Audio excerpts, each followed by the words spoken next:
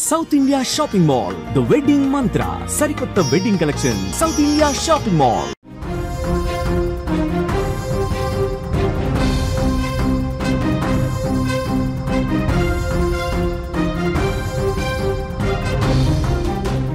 Breaking news చూస్తున్నాం. తుపాకీతో మేము మిమ్మల్ని కాల్ చేస్తాం, మీరు మాత్రం మా ప్రాణాలు కాపాడటానికి నీళ్ళివ్వండి. బాంబులు పెట్టి మీ దేశంలో రక్తాన్ని పారించేస్తాం, మా దేశంలో పొలాలు పారేందుకు నీళ్ళివ్వండి. మీ దేశ ప్రజలకు కంటి మీద నిద్ర లేకుండా చేస్తాం, మా రైతులు కంటి నిండా నిద్రపోవటానికి మీరు సాయం చేయండి. సరిగ్గా ఇదే చెప్తోంది పాకిస్తాన్. సింధు జలాలపై చర్చించాలంటూ పాకిస్తాన్ జలవనరుల శాఖ ఇప్పటి వరకు భారత్కు 4 లేఖలు రాసింది. ఇప్పటి వరకు భారత్ ఈ లేఖపై ఏ విధంగానూ స్పందించలేదు. పాకిస్తాన్ దిక్కు లేక ప్రపంచ బ్యాంకు దగ్గరకు కూడా వెళ్ళింది. వాళ్ళు కూడా చేతులెత్తేయడంతో పాకిస్తాన్ రైతుల పరిస్థితి తీవ్రంగా దుర్భరంగా మారిపోయినటువంటి పరిస్థితి. సింధు జలాల నిలిపివేత పాకిస్తాన్లో తీవ్ర కరువుకు దారితీస్తోంది. జీలం సింధు నదులపైన ఉన్న ప్రాజెక్టుల్లో ఉన్న నీరు క్రమంగా తగ్గిపోతోంది. జీలం నదిపైన ఉన్న మంగళం డ్యాంలో నీరు 50% తగ్గిపోయింది.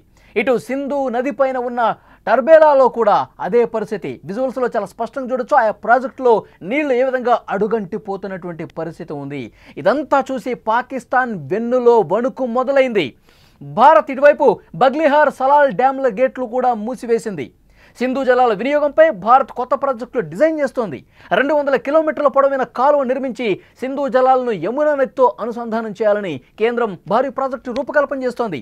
బియాస్ నదీ జలాలను 130 కిలోమీటర్ల కాలువ తవ్వి గంగా నదిలో కలిపే ఆలోచన కూడా చేస్తోంది. ఇలాంటి చర్యలన్నీ కూడా వడివడిగా తీసుకుంటున్నటువంటి నేపథ్యంలో పాకిస్తాన్లో భయం కనిపిస్తోంది. ఎందుకంటే పాకిస్తాన్ ఎలాంటి ప్రగల్భాలు గతంలో పలికిందో మనకు తెలుసు.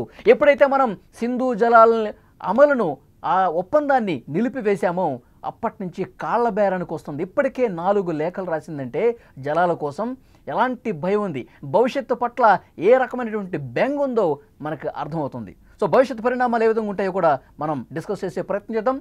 న్యూస్ రూమ్ నుంచి ఎడిటర్ తిరుమల్ లైవ్లో జాయిన్ అయ్యారు, వారితో మాట్లాడదాం. తిరుమల్, మనం పరిస్థితి చూస్తూ ఉన్నాం. పాకిస్తాన్ లిటరల్గా మన కాళ్ళబేరానికి రావడానికి రీజన్ అదే. జలాలు లేకపోతే వాళ్ళు పూర్తిగా 80% పాకిస్తాన్ అనేది ఒక ఎడారిగా మారిపోయే పరిస్థితి ఉంటుంది. రైతులు ఇక వాళ్ళ పంటలు పండించుకోవడం సంగతి దేవుడు ఎరుగు, తాగటానికి నీళ్లు కూడా దొరకని పరిస్థితి. సో ఇప్పుడు ఏం జరగబోతుంది? ఈ 4 లేఖల తర్వాత ఇంకొన్ని లేఖలు కూడా పాకిస్తాన్ నుంచి వచ్చే అవకాశం ఉంది. జలాలు ఇవ్వండి ఇవ్వండి అని చెప్పి కాళ్ళు పట్టుకుంటారు. కానీ భారత వ్యూహం ఏ విధంగా ఉండే ఛాన్స్ ఉంది? వలి పాకిస్తాన్ ఎప్పుడైతే పహల్గామ్ దాడి జరిగిందో పహల్గామ్ దాడి మొత్తం పాకిస్తాన్కు అతిపెద్ద శాపంగా మారిందని చెప్పాలి. పహల్గామ్ దాడి తర్వాత భారత ప్రభుత్వం తీసుకున్న కీలకమైన నిర్ణయాల్లో సింధు నదీ జలాల ఒప్పందం రద్దు. 1960లో జరిగిన ఈ ఒప్పందం ప్రపంచ బ్యాంకు 2 దేశాల మధ్య ఒప్పందాన్ని కుదిర్చింది. ఈ ఒప్పందాన్ని భారతదేశం రద్దు చేసుకుంది. అయితే ఇప్పుడు పరిస్థితి ఏంటంటే, ఎప్పుడైతే ఒప్పందాన్ని రద్దు చేసిందో భారత ప్రభుత్వం, ఆ ఒప్పందాన్ని రద్దు చేసిన వెంటనే భారతదేశం ఇండియా నుంచి పాకిస్తాన్ భూభాగంలోకి పారుతున్న ఏదైతే చినాబ్, జీలం, సింధు ఈ ఇండస్ వాటర్ టెరిటరీ ఉందో ఈ నదులన్నింటినీ కంట్రోల్ చేసింది. దీంతో పాకిస్తాన్లో ఇంకా చెప్పాలంటే సింధు నదిలో నీళ్లు పాకిస్తాన్లోకి వెళ్ళిన తర్వాత పూర్తిగా అడుగంటిపోయే పరిస్థితి కనిపిస్తుంది. సింధు నది జలాల్ని ఇప్పటికైతే భారతదేశం కొంతవరకు మళ్లించే ప్రయత్నం చేసింది. మన దగ్గర ఉన్న బగ్లిహార్ సలాల్ డ్యామ్ని ఇప్పటికే క్లోజ్ చేసింది. ఇటు చినాబ్ నది కావచ్చు, జీలం నది కావచ్చు పాకిస్తాన్లో ప్రవహించలేని పరిస్థితుల్లో ఉన్నాయి. ఒక్కసారి మనం పాకిస్తాన్లో ఏం జరుగుతుందని రాయిటర్స్లోకి వెళ్ళి రిపోర్ట్ని ఒకసారి పరిశీలిస్తే పాకిస్తాన్ రైతుల బాధని, రైతుల కన్నీళ్ళని రాయిటర్స్ ఎప్పటికప్పుడు వార్తా సంస్థ ఎప్పటికప్పుడు బయటికి తీసుకొచ్చే ప్రయత్నం చేస్తుంది. అల్ జజీరా లాంటి వార్తా సంస్థలు ఎప్పటికప్పటికీ పాకిస్తాన్ రైతుల వాయిస్ని వినిపించే ప్రయత్నం చేస్తున్నాయి. ఏదైతే జీలం నది మీద ఉందో, జీలం నది మీద ఉన్న మంగళం డ్యామ్, మంగళ డ్యామ్ అని ఒకటి ఉంది జీలం నది మీద. ఇది పాకిస్తాన్ పంజాబ్ ప్రావిన్స్లో ఉంది. ఈ నది దాదాపు 50% నీళ్లు అడుగంటిపోయాయి, నీళ్ళు లేక. రెండోది వచ్చేసి టర్బెలా, ఇది నేరుగా సింధు నది పైనే ఉంది. ఈ టర్బెలా డ్యాంలో కూడా 50% నీళ్లు అడుగంటిపోయాయి. దీంతో పాకిస్తాన్ రైతులు తీవ్రమైన ఆందోళన ఉన్నారు. నిజానికి ఇక్కడ ఒక పాయింట్ గుర్తు చేసుకోవాలి. ఒకవేళ సింధు నదీ జలాల రద్దు జరగకపోయినప్పటికీ కూడా పాకిస్తాన్లో పంజాబ్ సింధు ప్రావిన్స్ల మధ్య నదీ జలాల పంపిణీ విషయంలో తీవ్రమైన గొడవ జరుగుతుంది. పంజాబ్లో 3 కోట్ల ఎకరాలకు పాకిస్తాన్ నీళ్లు ఇస్తుంది. సింధులో దాదాపు 1 కోటి ఎకరాలకు నీళ్లు ఇవ్వాల్సి ఉన్న ఇవ్వట్లేదనే గొడవ జరుగుతుంది. ఇప్పటికే సింధు ప్రావిన్స్లో అక్కడి హోంమంత్రి ఇంటిని తగలబెట్టారు రైతులు. నిజానికి పాకిస్తాన్ రైతులు భారత్తో ఘర్షణ వాతావరణంలో లేరు. పాకిస్తాన్ రైతులు భారత్తో ఎంత బాగుంటే అంత సుభిక్షంగా ఉంటామనే ఆలోచనలో ఉన్నారు. సింధు నది మీదనే పూర్తి పాకిస్తాన్ జీవనాధారం ఆధారపడి ఉంది. పాకిస్తాన్ జీడిపిలో వ్యవసాయం నుంచి దాదాపు 20% వస్తుంది. వ్యవసాయంలో చాలా కీలకమైన పంటలు గోధుమ, అట్లాగే వరి, అట్లాగే చెరకు చాలా అట్లాగే పత్తి, ఇటువంటి చాలా కీలకమైన పంటలు ఈ సింధు ప్రావిన్స్లో అంటే సింధు నది పరివాహక ప్రాంతాల్లో వస్తాయి.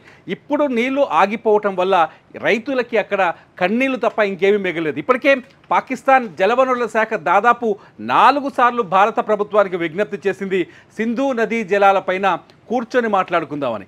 భారత ప్రభుత్వం చాలా స్పష్టంగా చెప్తుంది, నీళ్లు రక్తం ఒకే చోట పారవు, నీళ్లు రక్తం ఒకే చోట పారకపోవడం భారతదేశం ఎట్టి పరిస్థితుల్లో అంగీకారం తెలియజేయదు అని చాలా స్పష్టంగా చెప్పింది. ఇప్పటికే విదేశాంగ శాఖ కూడా ఉగ్రవాదం పైన ఎప్పుడైతే మాట్లాడుతుందో, పాకిస్తాన్ ఎప్పుడైతే ఉగ్రవాదం పైన మాట్లాడుతుందో, భారతదేశం చెప్పిన ఉగ్రవాదుల్ని పట్టిస్తుందో అప్పుడు చర్చలకు సిద్ధమని చెప్తుంది. అంతేకాదు పీఓకే పైన కూడా చర్చ జరగని చెప్తుంది. ఇది రెగ్యులర్గా జరుగుతున్న విషయమే. కాకపోతే చాలా స్పష్టంగా పాకిస్తాన్ సింధు నది జలాల కోసం ప్రపంచ దేశాల కాళ్ళు పట్టుకుంటుంది. ఆఖరికి వరల్డ్ బ్యాంక్ దగ్గరికి వెళ్ళి కూడా వరల్డ్ బ్యాంక్ దగ్గర కూడా ప్రపోజల్ తీసుకెళ్ళింది. వరల్డ్ బ్యాంక్ కూడా చేతులు తీసింది, మేము ఏమీ చేయలేము ఈ విషయంలో అని చెప్పేసి. దీంతో పాకిస్తాన్ రైతులకు భవిష్యత్తు కనిపించట్లేదు. పాకిస్తాన్ రైతులకు పంటలు పండే వాళ్ళ పొలాలు ఎండిపోవడం ఖాయంగా కనిపిస్తుంది. నిజంగా చెప్పాలంటే ఇది వర్షాకాలం, ఋతుపవనాలు వస్తున్న ఈ సందర్భంలో కూడా పాకిస్తాన్లో తీవ్రమైన కరువు కనిపిస్తుంది. ముఖ్యంగా కనీసం తాగడానికి కూడా నీళ్లు లేని పరిస్థితి. ఒక విషయంలో క్లారిటీ అండి, పాకిస్తాన్ గనక ఇంకా కొంత మొండి వైఖరిలోనే ఉంది, ఇంకా మన మీద వ్యతిరేక భావంతోనే ఉంది, ప్రగల్భాలు పలుకుతోంది. మన దేశానికి సంబంధించి ఇక మొదటి నుంచి అదే ఉద్దేశంతో ఉంది. అయితే ఇప్పుడు సింధు జలాలకు సంబంధించి ఈ అమలును ఒకవైపు నిలిపివేస్తూ భవిష్యత్తులో కూడా ఈ జలాల్ని మనం మన దేశ అవసరాల కోసమే వాడుకునే విధంగా కొన్ని ప్రాజెక్టుల రూపకల్పన కూడా చేస్తోంది. భవిష్యత్తులో ఇక పూర్తిగా సింధు జలాల నుంచి ఒక్క చుక్క కూడా నీరు రాని పరిస్థితి ఉంటే అప్పుడు పూర్తిగా మన కాళ్ళ మీద పడే పరిస్థితి ఉంటుందా? మీరు ఏ కండిషన్స్ అయితే పెడతారో వాటిని మేము ఒప్పుకుంటున్నాం, అంతర్జాతీయ ఉగ్రవాదులు మీకు అప్పగిస్తాం, అదేవిధంగా మీరు ఏం కోరుకున్నా సరే అది చేయటానికి మేము సిద్ధంగా ఉన్నాం, మాకు మా ప్రజలు ముఖ్యం, మా రైతులు ముఖ్యం. ఇలాంటి పరిస్థితి పాకిస్తాన్లో ఉండే అవకాశం ఉందా భవిష్యత్తులో? మొదటి నుంచి కూడా ప్రపంచ దేశాలు చాలా స్పష్టంగా ఎక్స్పెక్ట్ చేస్తుంది ఏంటంటే పాకిస్తాన్కి భారత్కు మధ్య పీఓకే కోసం యుద్ధం జరగదు. పీఓకేని ఎప్పటికైనా భారత్ స్వాధీనం చేసుకుంటుంది, ఎప్పటికైనా పాకిస్తాన్ వెనక్కి జరిగిపోతుంది. కానీ పాకిస్తాన్కి భారత్కి మధ్య జరగబోయే అతిపెద్ద యుద్ధం ఏదైనా ఉందంటే అది జల వివాదమే అవుతుంది. సింధు నదీ జలాల కోసమే జరుగుతుందని ప్రపంచం మొత్తం ఎక్స్పెక్ట్ చేస్తుంది. గతంలో అమెరికా కూడా ఇదే వ్యాఖ్యానం చేసింది. ఐక్యరాజ్య సమితిలో కూడా ఇటువంటి చర్చ జరిగింది. నేను ఐక్యరాజ్య సమితిలో కూడా పాకిస్తాన్ భారత్ సింధు జలాల్ని ఆపడం దుర్మార్గమని మాట్లాడుతూ వచ్చింది. అప్పుడు నోరు మూసుకోమని భారత ప్రతినిధి పాకిస్తాన్కి గట్టిగా యుఎన్లో చాలా స్పష్టంగా హెచ్చరికలు జారీ చేశారు. ఇదంతా చూస్తుంటే పాకిస్తాన్ ఎప్పటికైనా వాళ్ళ దేశంలో పాకిస్తాన్లో సుభిక్షంగా ఉండాలంటే, పాకిస్తాన్లో పంటలు పండాలి అంటే, పాకిస్తాన్లో వ్యవసాయం ముందుకు వెళ్ళాలి అంటే ఖచ్చితంగా భారతదేశం అడిగిన 2 పనులు చేయాలి. ఒకటి, పీఓకే నుంచి వెనక్కి వెళ్లాల్సి వస్తుంది, పీఓకే పైన చర్చలకు రావాల్సి వస్తుంది. రెండోది వచ్చి ఉగ్రవాదం పైన ఖచ్చితంగా పాకిస్తాన్ చర్చించాలి. పాకిస్తాన్ దగ్గర ఉన్న తీవ్రమైన ఉగ్రవాదుల్ని, ప్రపంచానికే ముప్పుగా ఉన్న తీవ్రమైన ఉగ్రవాదుల్ని భారత్కు పట్టించాలి. ఉగ్రవాదాన్ని కూకటి వేలతో పేల్చిపడేయాలి. నిన్న ఐక్యరాజ్య సమితి వ్యాఖ్యానించింది, పాకిస్తాన్లో ఉన్న ఉగ్రవాదాన్ని తుడిచిపెట్టాల్సిన బాధ్యత పాకిస్తాన్కే ఉందని. నిజంగా దొంగ చేతికి తాళాలు ఇచ్చినట్టు అనమాట. పాకిస్తానే ఉగ్రవాదాన్ని ప్రోత్సహిస్తుంది. అటువంటి పాకిస్తాన్కి ఉగ్రవాదాన్ని తుడిచిపెట్టమని, ఉగ్రవాదాన్ని అంతం చేయాల్సిన బాధ్యత పాకిస్తాన్కు ఉందని చెప్పడం కొంత ఆశ్చర్యాన్ని కలిగిస్తుంది. ఇకపోతే ఏదైతే సింధు జలాన్ని కట్టడి చేయాలని భారత్ నిర్ణయించిందో, 1965లో జరిగిన ఒప్పందాన్ని రద్దు చేసుకుందో, భారత్ ఇమ్మీడియట్గా కొన్ని ప్రాజెక్టులకి రూపకల్పన చేస్తుంది. ముఖ్యంగా బియాస్ నది ఒక పాయ గంగా నదిలో కలుస్తుంది. కానీ ఏదైతే పాకిస్తాన్ వైపు వెళ్తుందో ఆ బియాస్ నది పాయని దాదాపు 130 కిలోమీటర్ల దూరం కాలువలు తవ్వి దాన్ని తీసుకొచ్చి గంగాలో కలపాలని ఒక ప్రాజెక్ట్ని రూపకల్పన చేసింది. దీనికి సంబంధించిన డిపిఆర్లు రెడీ చేస్తుంది భారత ప్రభుత్వం. సేమ్ టైం సింధు నదీ జలాలు ఏదైతే సింధు నది ఉందో సింధు నదిని పూర్తి స్థాయిలో యమునా నదిలోకి మళ్లింప చేయడం వల్ల, ఈ రెండింటిని అనుసంధానం చేయడం వల్ల గుజరాత్, రాజస్థాన్, పంజాబ్, ఢిల్లీ సస్యశ్యామలంగా మారుతాయి. ఈ 4 రాష్ట్రాలకి నీటి కొరత ఉండదు అనేది ఇంకొక ఆలోచనగా తెలుస్తుంది. దీనికోసం ఇప్పటికే భారత ప్రభుత్వం దాదాపు 200 కిలోమీటర్ల కెనాల్ ఏర్పాటు చేయాలని ఆలోచిస్తుంది. దీనికోసం 200 కిలోమీటర్ల కెనాల్ తవ్వాలి, అందులో 12 కిలోమీటర్లు సొరంగ మార్గాలు తవ్వాలని ఒక అంచనాకు వచ్చినట్టుగా తెలుస్తుంది. చాలా స్పష్టంగా పాకిస్తాన్తో నీటి ఒప్పందాన్ని రద్దు చేసుకోవడమే కాదు, ఆ నీటిని ఎలా మళ్లించాలి భారత భూభాగంలోకి అనే ఆలోచన కూడా చాలా స్పష్టంగా చేస్తుంది భారత ప్రభుత్వం. ఒక 3 ఏళ్లలో ఈ 2 ప్రాజెక్టులు పూర్తవుతాయని కూడా ఇప్పటికి ఒక అంచనాలు అందుతున్నాయి. ఇవంతా చూస్తుంటే పాకిస్తాన్కి భవిష్యత్తులో గడ్డు కాలం ఎదురు కాబోతుంది. కనీసం 2 నెలల నుంచే ఏప్రిల్ 22వ తేదీన పాకిస్తాన్ బుద్ధి ఏ రకంగా ఉంటుందో ప్రపంచం మొత్తానికి తెలుసు. ఇప్పుడు మన మీద కక్ష మరింత పెంచుకునే ప్రమాదం ఏమన్నా ఉందా? ఇప్పటికే ఉగ్రవాదులకి స్థావరాలు కల్పించి మన మీద పంపించి, మన దేశం మీదకి పంపించి ఏ విధంగా దాడులు చేసిందో, ఎలాంటి ప్రశాంతంగా ఉన్నటువంటి ప్రాంతాలను కూడా హింస వైపు ఏ విధంగా తీసుకుపోయిందో మనం చూసాం. పెహల్గాం దాడి అదే. ఇప్పుడు ఈ సింధు నదీ జలాల మీద మనం గట్టిగా పట్టుబడి ఉంటే ఇంకా కొత్త ప్రాజెక్టులు అక్కడ మనం నిర్మాణం తలపెడుతున్నటువంటి నేపథ్యంలో దీన్ని మనసులో పెట్టుకున్నటువంటి పాకిస్తాన్ మరింత ఉగ్రవాదుల్ని మన దేశం మీదకు ఉసిగొల్పి కక్ష తీర్చుకునేటువంటి పరిస్థితి, అలాంటి ప్రయత్నాలు ఏమి చేయదా?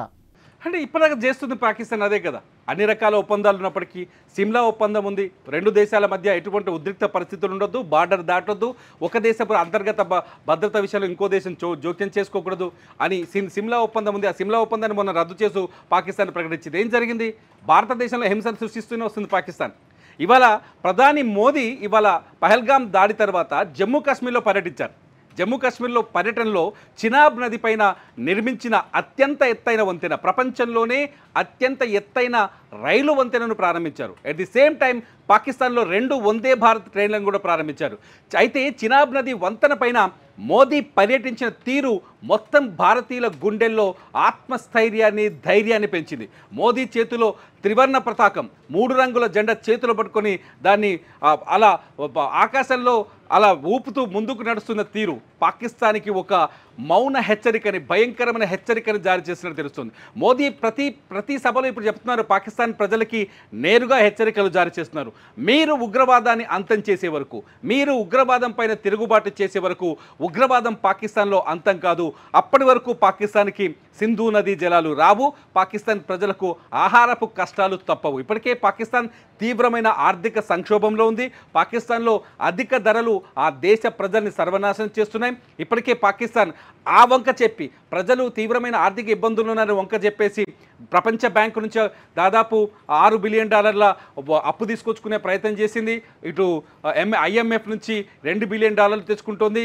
ఇంకా వేరే అమెరికా వంటి దేశాలను కూడా అప్పటికే పరిస్థితిలో ఉంది పాకిస్తాన్. ఈ అప్పంతా తీసుకెళ్లి పాకిస్తాన్ ఈ డబ్బునంతా కేవలం ఉగ్రవాదం మీదే ఇన్వెస్ట్ చేస్తుంది. ఈ విషయం ప్రపంచానికి తెలుసు. ప్రపంచవ్యాప్తంగా ఉగ్రవాదానికి స్థావరం ఇస్తున్న పాకిస్తాన్ పైన ప్రపంచ దేశాలు కూడా ఇలా ఉండడం కొంత చర్చ జరుగుతుంది. ఇప్పటికే భారతదేశం దౌత్య బృందాలు 7 దౌత్య బృందాలని 33 దేశాలకు పంపించింది. ఎంపీల కూటములు వెళ్ళి పాకిస్తాన్ ఉగ్రవాదాన్ని ఎలా తయారు చేస్తుంది, భారతదేశం పైన ఏ విధంగా దాడి చేస్తుంది, ఈ అంశాలన్నింటినీ ఇప్పటికే ప్రపంచ దేశాలకు అర్థమయ్యేలా ఇప్పటివరకు 33 దేశాల్లో మన దౌత్య బృందాలు పర్యటించాయి. అర్థమయ్యేలా చెప్తుంది. నిన్న మలేషియా ఒక ముస్లిం కంట్రీ చాలా స్పష్టంగా పాకిస్తాన్కి డెడ్లీ వార్నింగ్ ఇచ్చింది.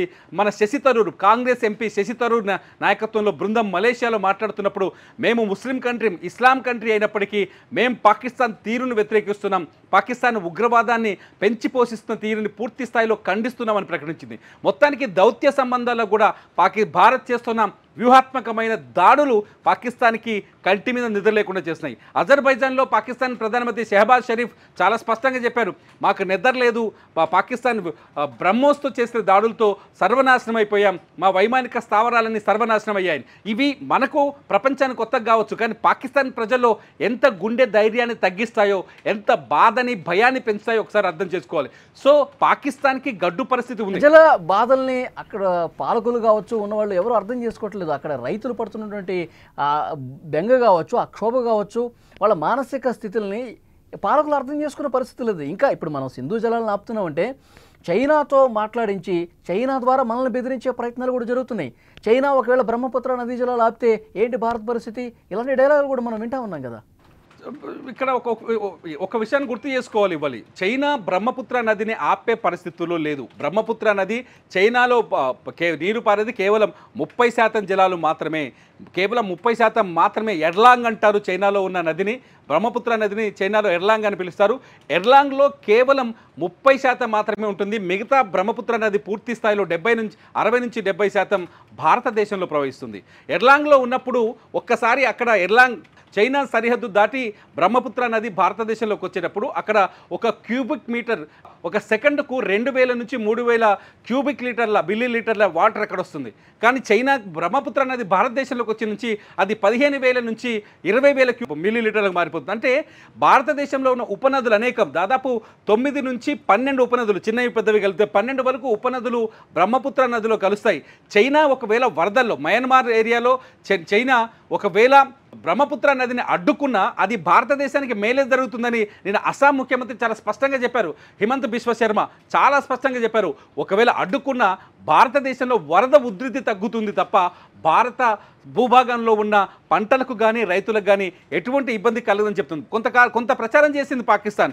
చైనాను అడ్డం పెట్టుకొని మేము బ్రహ్మపుత్ర నదిని జలాల్ని భారత్లోకి రాకుండా అడ్డుకుంటాం, మాకు సింధు నది జలాన్ని విడుదల చేస్తేనే బ్రహ్మపుత్ర నదీ జలాలు భారత్లోకి వస్తాయని చెప్పేసి కొంత ప్రచారం చేసింది. ఈ ప్రచారానికి హిమంత్ బిశ్వ శర్మ పెట్టిన ప్రెస్ మీట్ కానీ ఆయన ఇచ్చిన సమాధానం చాలా స్పష్టతనిచ్చింది. వలి, థ్యాంక్ యూ తిరుమల్. అది సింధు నదీ జలాల ఆ ఒప్పందాన్ని మనం ఒకవైపు నిలిపివేశాం, మరోవైపు పాకిస్తాన్కి ఒక చుక్క కూడా సింధు నదీ జలం వెళ్లకుండా ఉండటానికి భారీ ప్రాజెక్టులు నిర్మాణం తలపెట్టినటువంటి నేపథ్యంలో పాకిస్తాన్ భయంతో వణికిపోతుంది. మా రైతుల పరిస్థితి ఏంటి, మా ప్రజల పరిస్థితి ఏంటి, తాగడానికి కూడా నీళ్లు ఉండని పరిస్థితి భవిష్యత్తులో ఉండబోతుందని ఆ భయంతోనే ఇప్పటికీ 4 లేఖలు భారత ప్రభుత్వానికి పాకిస్తాన్ రాసిందంటే మనం ఎంతటి భయం వాళ్ళకి కల్పించామో దీన్ని బట్టి మనం అర్థం చేసుకోవాలి. ఒకటి, ఎప్పుడైతే ఈ నిర్ణయం తీసుకుందో భారత ప్రభుత్వం అప్పుడు ఒక లేఖ రాసింది. ఆపరేషన్ సింధూర్ చేపట్టామో ఆ తర్వాత మరొక 3 లేఖలు రాసింది. కానీ ఏ ఒక్క లేఖకు కూడా భారత ప్రభుత్వం స్పందించలేదు. చాలా స్పష్టంగా చెప్తుంది పాకిస్తాన్తో చర్చలు అంటే కేవలం 2 విషయాల్లో. ఒకటి, పాకిస్తాన్ ఆక్రమించుకున్న కాశ్మీర్, ఇక రెండోది ఈ ఉగ్రవాదులు ఎవరైతే ఉన్నారో, ఉగ్రవాద స్థావరాలు ఏవైతే ఉన్నాయో, అంతర్జాతీయ ఉగ్రవాదులు మాకు అప్పగించే విషయం, ఉగ్రవాదులు పాకిస్తాన్ ఆక్రమించుకున్న కాశ్మీర్, ఈ రెండింటి కోసం అయితే మీరు చర్చలకు రండి, మరొకటైతే చర్చించే ప్రసక్తే లేదని చెప్పి చాలా స్పష్టంగా చెప్తుంది. అలాగే భారతదేశంలో ఉన్నటువంటి అఖిలపక్ష ఎంపీలందరూ కూడా ఆయా దేశాల్లో పాకిస్తాన్ వక్ర బుద్ధిని ప్రపంచం ముందు పెడుతోంది. సో చూద్దాం పాకిస్తాన్ ఇంకా ఎలాంటి చర్యలు తీసుకుంటుంది, ఇంకా ఎలాంటి లేఖలు రాస్తుంది, అందులో ఏం ప్రస్తావిస్తుంది, ఇంకా మిత్ర దేశాలతో ఒత్తిడి తీసుకొచ్చే కార్యక్రమం ఆల్రెడీ ప్రారంభించింది. భవిష్యత్ పరిణామాల మీద మళ్ళీ మనం మాట్లాడదాం.